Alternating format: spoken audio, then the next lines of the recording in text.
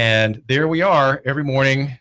You can hear America's First News with Russell, our live newscast every few minutes, and then also Sean Hannity at 3 o'clock. And we're upgrading our wonderful offerings here on this multimedia platform, and that is this. There's local news at noon, and then at 1 o'clock for 2 hours we have Bloomberg News. First is a public policy Washington Power show, and then there's a market show that is at 2, followed by the inimitable host Sean Hannity, very well connected.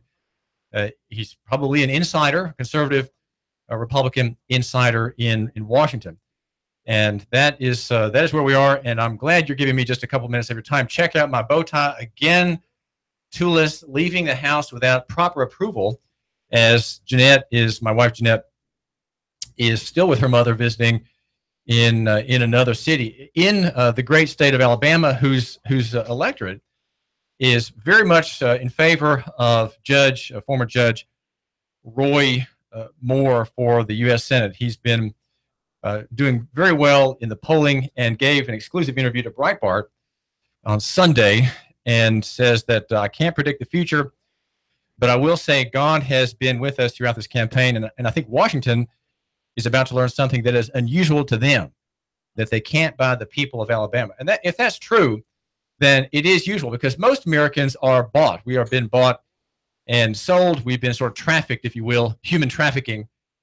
And the parties to which we have been given are various forms of commercial government. He's reacting to a poll from JMC Analytics that was reported by Breitbart earlier on Sunday, and that he has a lead over Luther Strange in the September 26th runoff with majority support. The poll has Moore at 51%, Strange 20 points behind at 32%, and 17% of the voters said to be undecided in that poll that was done last week. Moore is a picture of the man who can't be bullied, and I think it's the reason I like Roy Moore is not having read his biography, and also having paid attention to some of his legal writings.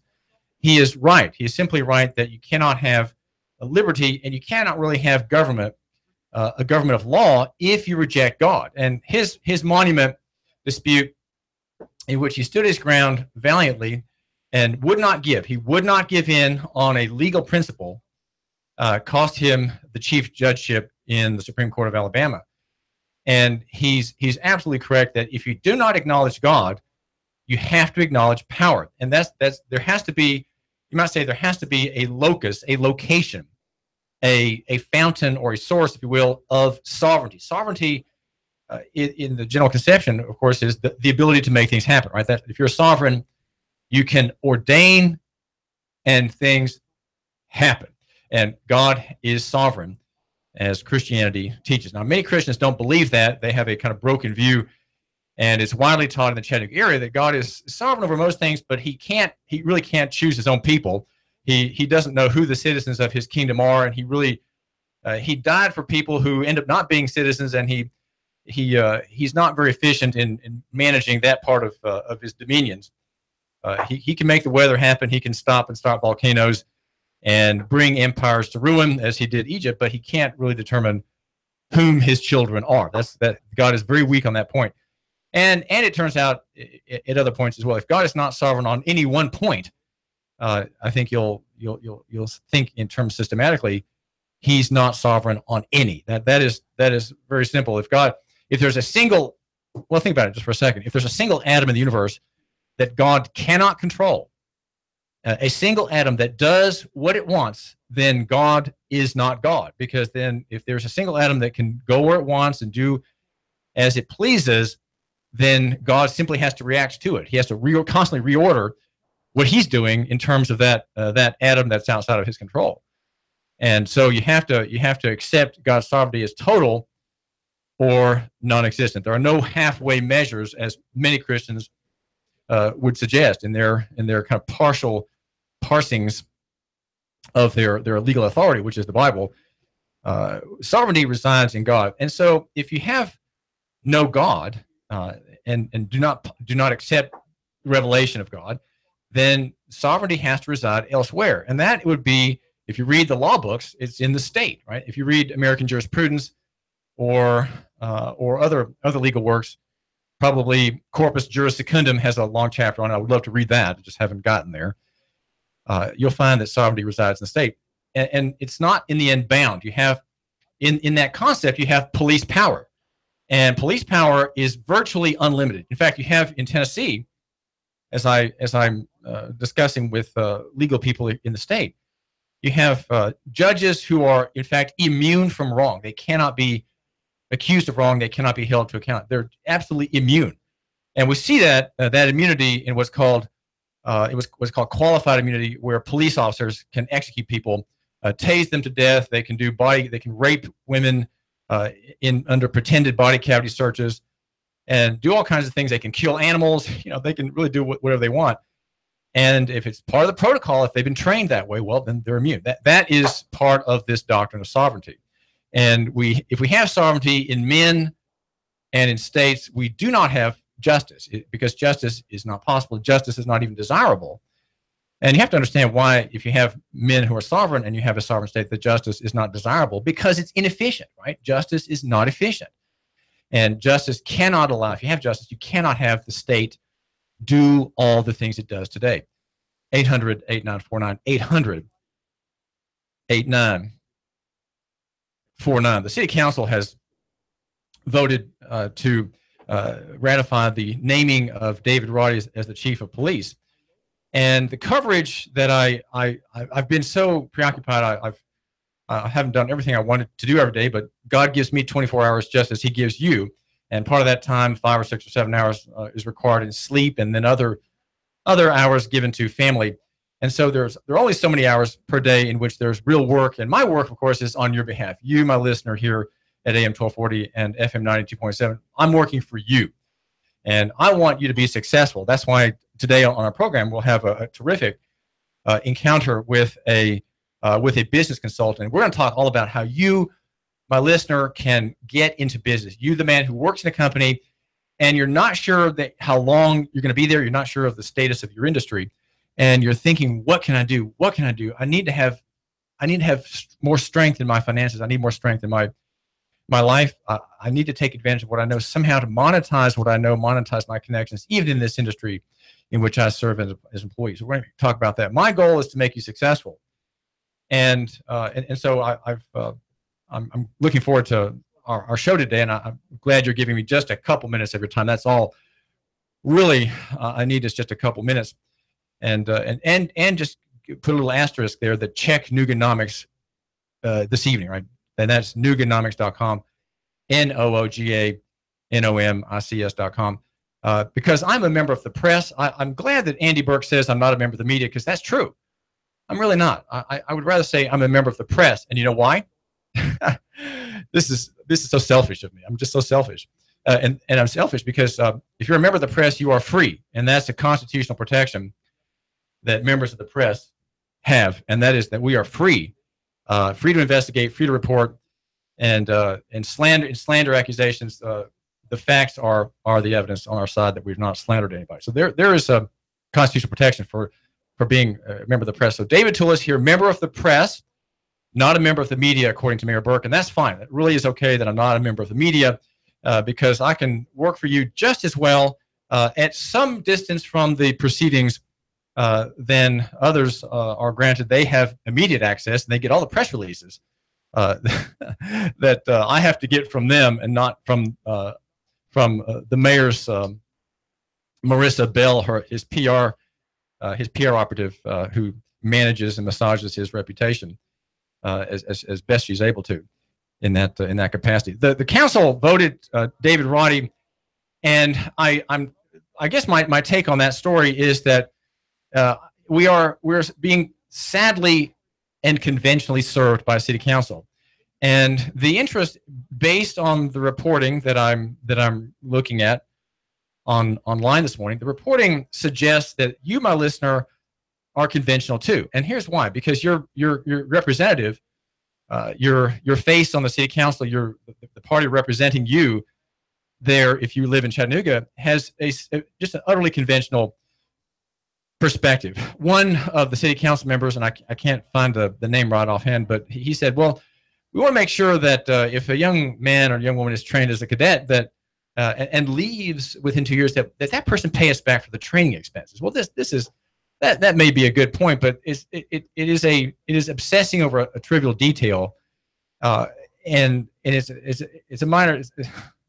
That was one of the points. And let's just quickly now, Demetrius Coonrod, the new city council member, has a statement about why, with reservations, she voted to approve of the nomination of David Roddy. She says, the constituents of District 9, a lot of people voiced their concerns about the great job that McPherson is already doing. That is to say, Edwin McPherson, who effectively got the vote of one council member, 8-1 vote, and that was Russell Gilbert, who voted against David Roddy because he had in mind the other party named by the search committee, and that was McPherson. And the comment from Mrs. Coonrod. Okay, well, my computer glitched on me, and I'm not seeing my page here.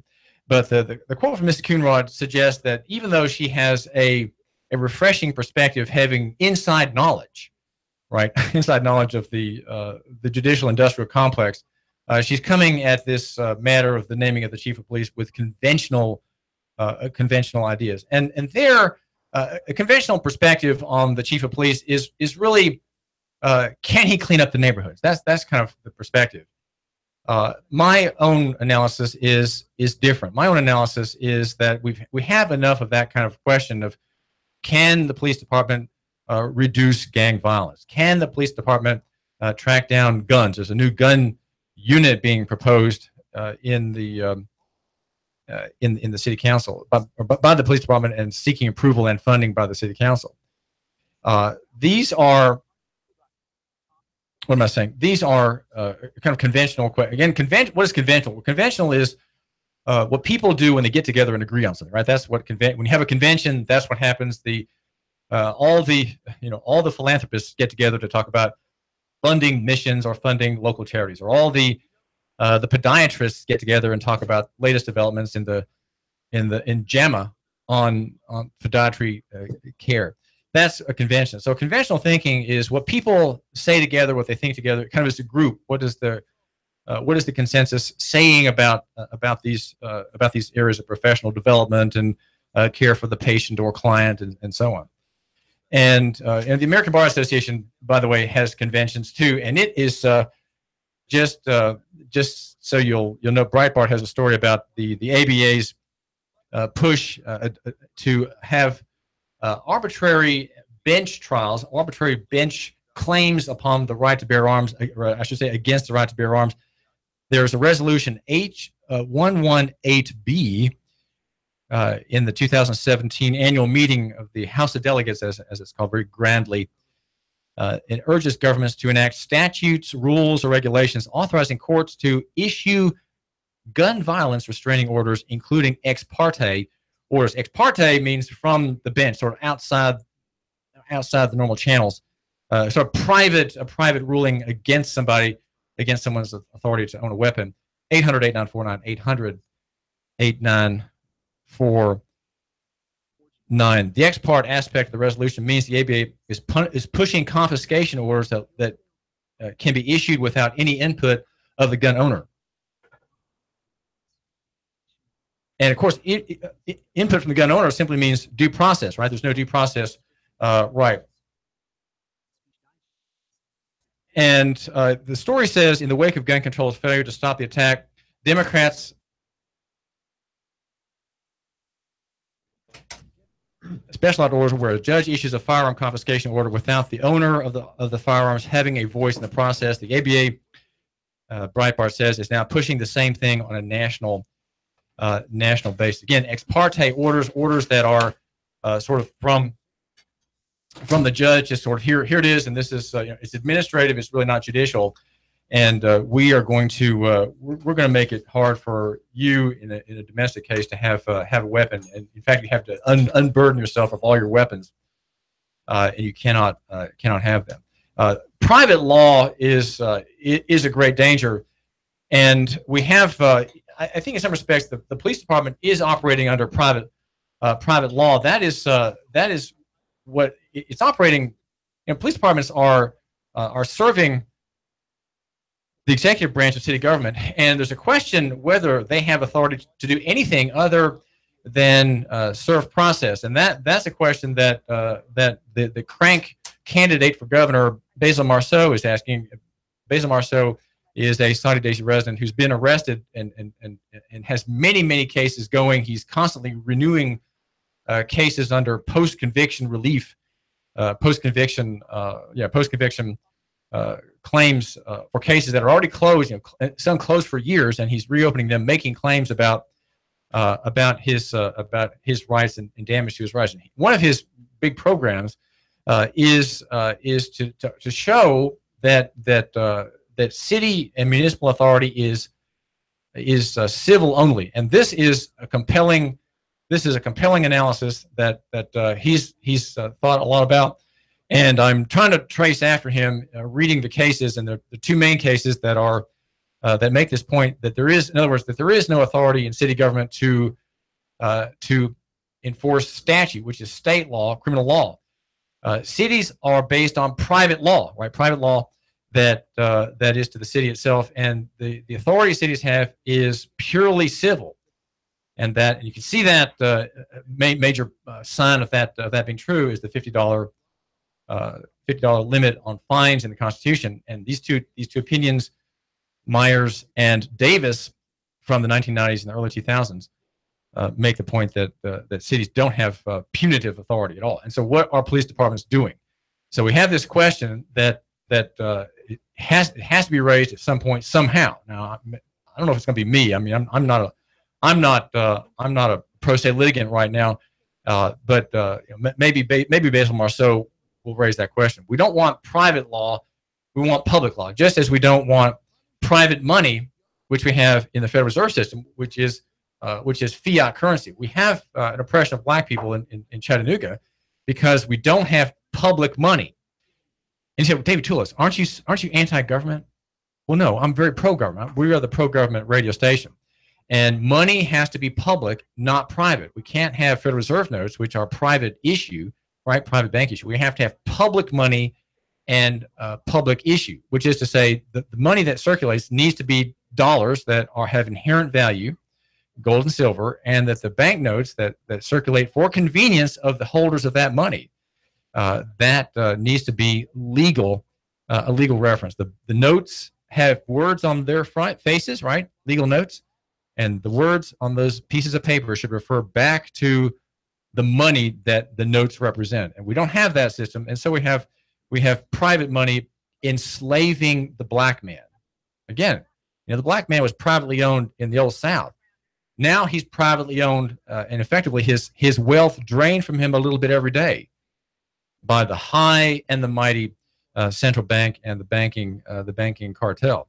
Now, there are other things to point out about private law, and that is there's a story out of Great Britain that came in the Guardian about the English government cracking down on media hate crime. In other words, crimes that are said to be provocative of violence. Right? If you're criticizing someone on race or his transgenderism, or you're someone who complains about someone's religious ideas, someone's disability, or you're homophobic or biphobic or transphobic, well, that could be a real problem. And if you complain about those things and say that people need to repent of their sins, for example, and stop being biphobic or bisexual, right, or stop being homosexual, you can be accused of a hate crime aimed at these categories of protected classes. And the story talks about how there are thousands and thousands of these cases already being processed in Great Britain over private crimes that have no victim. These are simply thought crimes that have a potential purported danger to the public by someone being offended In 2015 and 16, the government completed 15,442 hate crime prosecutions, the highest figure on record. And guess what the conviction rate is? That's simply amazing. 83% conviction record on hate crimes in Great Britain. We don't want private law. We want public law. We want liberty. We want local economy and the free market. David Tulis. In-depth traffic, news, and information. Mornings on Nooga Radio, AM 1240.